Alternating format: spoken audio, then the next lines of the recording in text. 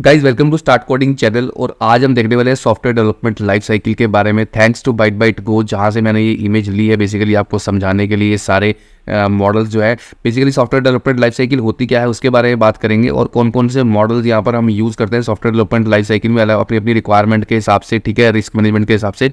वो चीज़ें हम यहाँ पे देखने वाले हैं। इससे सॉफ्टवेयर डेवलपमेंट लाइफ साइकिल क्या होती है पहले वह बता देता हूँ आपको मैं, ठीक है। जब भी कोई सॉफ्टवेयर बनाते हैं तो हमें सबसे पहले उसका डिज़ाइन तैयार करना होता है। उसकी रिक्वायरमेंट मिलती है सबसे पहले कि क्या चीज़ बनानी है, ठीक है, क्या उसका डिज़ाइन तैयार करना है, कौन कौन से उसमें कंपोनेंट्स यूज़ होंगे टेक्नोलॉजी के, फिर किस तरीके से उसको बिल्ड किया जाएगा, लो लेवल डिज़ाइन, कौन कौन सी क्लासेस यूज़ की जाएंगी, मॉड्यूल्स यूज़ किए जाएंगे, ठीक है। फिर उसकी टेस्टिंग की जाती है टेस्टर के द्वारा, ठीक है, अच्छे से उसको टेस्ट किया जाता है। अलग अलग तरीके की टेस्टिंग होती है, जैसे छोटे छोटे फंक्शंस को टेस्ट कर सकते हैं, ठीक है, पूरे मॉड्यूल्स को टेस्ट कर सकते हैं। बहुत सारी अलग अलग तरीके की टेस्टिंग होती है और फिर लास्ट में उसको डिप्लॉय कर दिया जाता है, ठीक है। तो इन सभी जो ये स्टार्टिंग से लेके, ठीक है, एंड तक सॉफ्टवेयर को बिल्ड करना, कंप्लीट सॉफ्टवेयर को, उसको बोलते हैं software development life cycle, SDLC, ठीक है।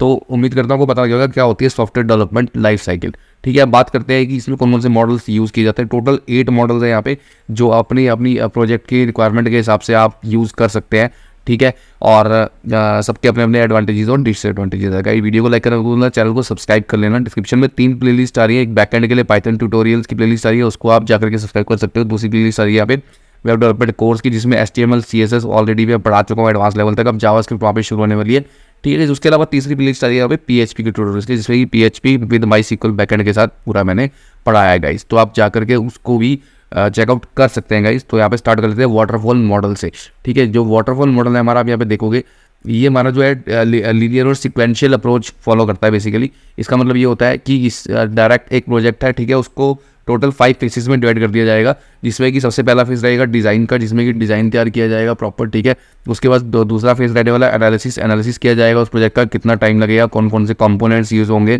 ठीक है, और वो सारी चीज़ें डिसाइड की जाएंगी। फिर उसके बाद तीसरा फेज़ होता है बिल्ड फेज़। बिल्ड में बेसिकली हम बिल्ड करेंगे, प्रोजेक्ट को कोड करेंगे, ठीक है। इसमें हमारा जो है कोडिंग वाला पार्ट आ जाता है सारे का सारा, ठीक है। लो लेवल कोडिंग वगैरह डिजाइनिंग आ जाती है सारी, और हम उसको कोडिंग भी करते हैं। फिर उसके बाद उसको टेस्टिंग करवाते हैं टेस्टर के थ्रू चौथे फेज में, और लास्ट फेज में उसको डिप्लॉय करा देते हैं, ठीक है। तो डिप्लॉयमेंट होती है सक्सेसफुल, हमारा प्रोजेक्ट प्रोडक्शन में चला जाता है, तो वहाँ पर डिप्लॉय हो जाता है, ठीक है। तो ये होता है वाटरफॉल मॉडल। उसके बाद बात करते हैं स्पाइरल मॉडल। स्पाइरल मॉडल होता है हमारा वाटरफॉल मॉडल का ही एक जो है मॉडिफाइड वर्जन है बेसिकली।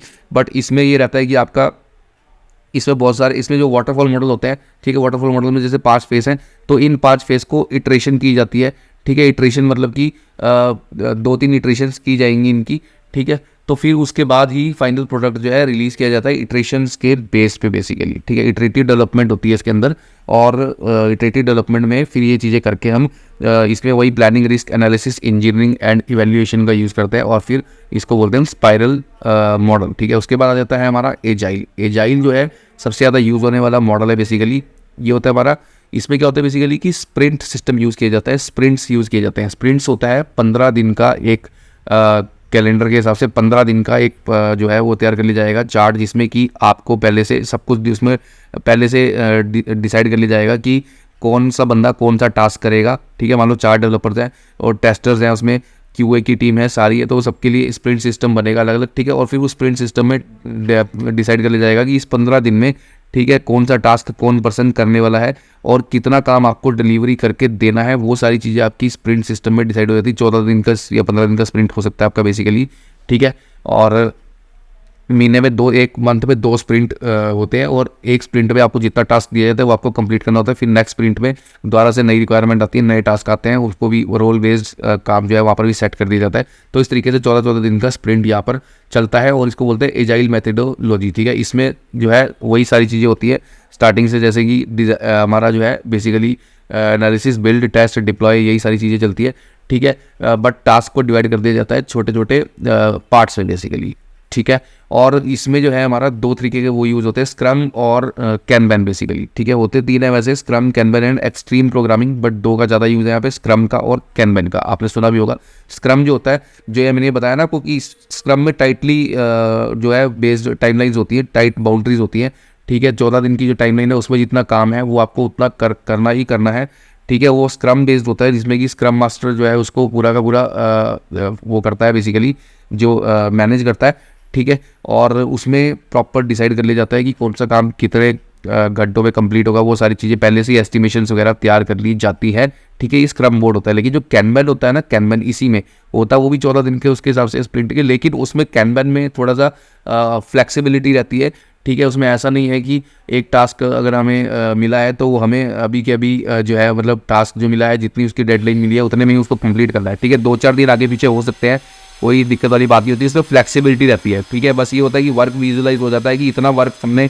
मान लो 10 टास्क है तो 10 टास्क में से हमारे 2 टास्क जो है इन प्रोग्रेस हैं, ठीक है। एक टास्क हमारा MR रेज हो चुकी है, रिव्यू में जा चुका है, तो वो चीज़ रहती है। लेकिन उसमें ऐसा नहीं रहता कि इतने दिन में ही इतना टास्क हमारे को करके देना है बेसिकली, ठीक है। मतलब कि स्क्रम और कैनबन में ये फ़र्क है कि कैनबन में थोड़ी सी फ्लेक्सिबिलिटी रहती है कैनबन बोर्ड के ऊपर, ठीक है। उसके बाद आ जाता है यहाँ पे इटरेटिव में आप देख सकते हैं यहाँ पे 3 इटरेशंस दिखाई गई हैं, ठीक है। इस तरीके से कितनी भी इटरेशंस हो सकती हैं बेसिकली, जिसमें कि वही requirement analysis, design, testing, implementation, review होगा सब में यही बेसिकली।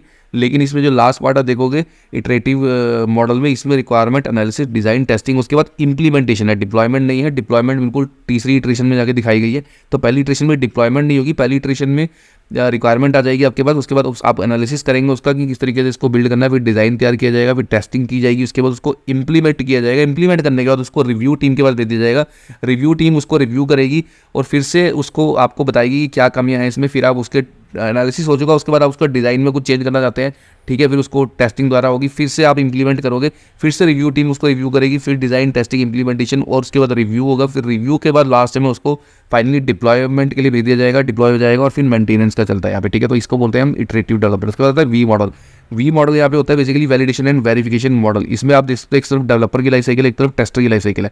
डेवलपर की लाइफ साइकिल में आप यहाँ पे देखोगे तो यहाँ पे हर एक डेवलपमेंट फेज जो है ना वो टेस्टिंग फेज से एसोसिएटेड है। यहाँ पे आप देख सकते हो business requirement specification I developer के पास, ठीक है। तो एक्सेप्टेंस टेस्टिंग, उधर टेस्टर ने टेस्ट करके बोला कि ठीक है एक्सेप्टेड है, जो बिजनेस रिक्वायरमेंट है वो हम फुलफिल कर सकते हैं। उसके बाद सिस्टम रिक्वायरमेंट स्पेसिफिकेशन आई कि क्या क्या कंपोनेंट्स हमारे को सिस्टम बेसिकली सिस्टम रिक्वायरमेंट क्या क्या चीज़ें चाहिए होंगी हमारे को सिस्टम के लिए, ठीक है। तो वो सारी चीज़ें सिस्टम इंटीग्रेशन टेस्टिंग चलेगी और चेक किया जाएगा कि आपका सिस्टम इस हिसाब से बेसिकली जो सिस्टम की रिक्वायरमेंट है वो फुलफिल हो रही है या नहीं हो रही, वो टेस्टर साथ साथ टेस्ट करेगा। तो यहाँ पे डेवलपमेंट की जो हर एक फेस है वो आपका एसोसिएटेड है टेस्टिंग के फेस से, ठीक है। हाई लेवल डिज़ाइन होता है, हाई लेवल डिज़ाइन में कौन कौन से कंपोनेंट्स यूज़ किए जाएंगे वो सारी चीज़ें आ जाती है, ठीक है। डेटाबेस कौन सा लगाया जाएगा और ये सारी चीज़ें हाई लेवल डिज़ाइन में आ जाती है बेसिकली, ठीक है। और ये जो है माइक्रो सर्विस, उसके बाद इसको कंपोनेंट टेस्टिंग की जाती है इसकी, ठीक है। उसके एक एक कंपोनेंट को टेस्ट किया जाएगा बेसिकली टेस्टर के द्वारा, ठीक है। तो वो कंपोनेंट टेस्टिंग होती है, वो साथ साथ हो जाती है। उसके बाद फिर लो लेवल डिज़ाइन में आपका बेसिकली आ जाता है कि कौन कौन सी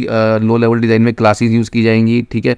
और कौन कौन से फंक्शंस यूज़ किए जाएंगे, वो सारा लो लेवल डिज़ाइन होता है बेसिकली, जो कि आपका कोडिंग लेवल का काम होता है और उसको यूनिट टेस्टिंग से टेस्ट किया जाता है। अगर आपने कोई फंक्शन डिज़ाइन किया है तो उसको यूनिट टेस्टिंग की जाएगी, उस फंक्शन की छोटे छोटे टेस्ट परफॉर्म किए जाएंगे, टेस्टर के द्वारा उसको टेस्ट करेगा, ठीक है। तो वो आ जाता है लो लेवल डिज़ाइन और लास्ट में उसकी कोडिंग की जाती है, ठीक है, प्रोडक्ट की। तो इस तरीके से ये वी मॉडल काम करता है बेसिकली। फर्दर इंक्रीमेंटल मॉडल में आप देख सकते हो वही चीज़ सेम जैसे इटरेटिव मॉडल में थी ऐसे ही इंक्रीमेंटल मॉडल है, बस यहाँ पे थोड़ा सा फर्क किया जाता है इटरेटिव से इंक्रीमेंटल में कि भाई इंक्रीमेंटल मॉडल के अंदर जो है ना आपका यहाँ पे डिज़ाइन, इम्प्लीमेंट और टेस्ट जो है वो इंक्रीमेंट के बेसिस पे किया जाता है। यानी कि पहले फर्स्ट इंक्रीमेंट में आपका एनालिसिस, डिज़ाइन, कोड टेस्ट किया जाएगा, फिर उसके बाद दोबारा उसको फिर से एनालिसिस, डिज़ाइन, कोड टेस्ट किया जाएगा, फिर दोबारा से एनालिसिस, डिज़ाइन, कोड टेस्ट किया जाएगा। यानी कि नई नई चीज़ें आ रही हैं तीनों टाइम पे, आप देख रहे हो एनालिसिस और डिज़ाइन ऐड हो रहा है आपका इंक्रीमेंटल में, ठीक है। पहले एक बार आपने पूरा कंप्लीट कर दिया, फिर दोबारा से आपको एक और टास्क मिला, उसको आपने एनालिसिस किया, डिज़ाइन किया, कोड किया, टेस्ट किया, फिर आपको एक और टास्क मिला नया, उसको आपने एनालिसिस किया, डिज़ाइन किया, कोड किया, टेस्ट किया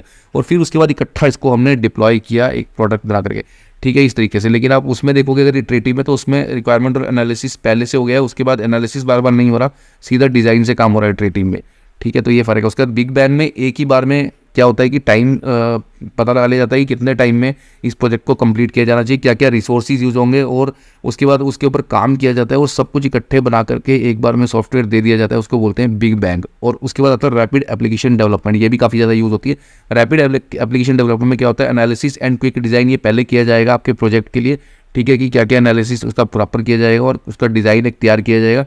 डिज़ाइन के बाद उसको जब हम बिल्ड करेंगे तो एक प्रोटोटाइप तैयार किया जाता है पहले, ठीक है। प्रोटोटाइप बना के आप मतलब कस्टमर को दिखा दोगे क्लाइंट को कि भाई ये चीज़ हमने बनाई है, ठीक है। और क्लाइंट उसको टेस्ट करेगा, प्रोटोटाइप को चला करके देखेगा, पूरा टेस्टिंग उसकी करेगा, सब कुछ चेक करेगा। अगर वो ओके से काम कर रहा है, उसको अच्छा लगा, डिज़ाइन टेस्ट वगैरह सब कुछ प्रोटोटाइप में, फिर उसकी टेस्टिंग की जाएगी, ठीक है। टेस्टिंग की जाएगी और फिर उसके बाद उसको डिप्लॉय किया जाएगा लास्ट में। तो यहाँ पे ये प्रोटोटाइप के बेसिस पे काम करता है, इसको बोलते हैं रैपिड एप्लीकेशन डेवलपमेंट गाइस। तो यहाँ पे मैंने फटाफट से बताने की कोशिश करी आपको 8 मॉडल्स अलग अलग सॉफ्टवेयर डेवलपमेंट लाइफ साइकिल के। तो अगर गाइस वीडियो पसंद है तो वीडियो को लाइक करना, चैनल को सब्सक्राइब करना, और फिर मिलता हूँ आपसे एक और नेक्स्ट टेक्नोलॉजी की नई वीडियो में।